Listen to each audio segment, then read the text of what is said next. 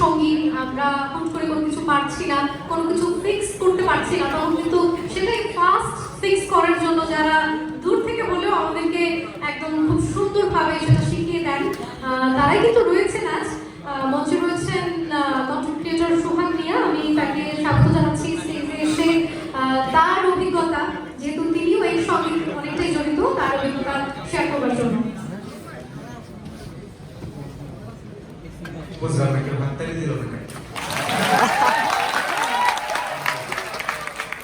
কিছু কিছু জিনিস আছে চায়া চায়া নিতে হয়।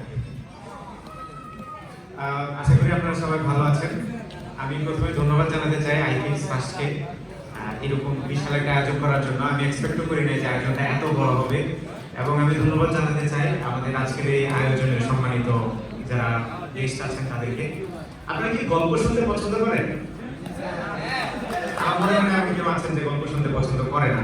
আমি একটা গল্প বলবো আপনাদেরকে, এরপর হচ্ছে সেই গল্পের আলোকে দুই একটা কথা বলবো।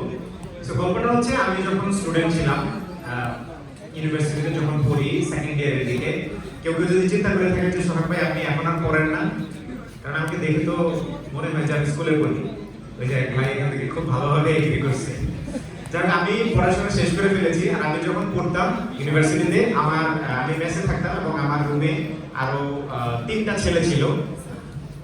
তো আমি যখন পড়াশোনা করতাম তখন আমি নিজে থেকে কিছু একটা করার চেষ্টা করতাম, যে কারণেই এখন হয়তো বা আমি টুকটাক কিছু কাজকর্ম করতে পারতেছি, আপনাদের সামনে কিছু কন্টেন্ট তৈরি করি, টেক নিয়ে কাজ করি এবং আপনারা সেগুলো দেখেন। কারণ এই যাত্রাটা শুরু হয়েছিল সেই আমার একদম ইউনিভার্সিটির ফার্স্ট ইয়ার থেকে।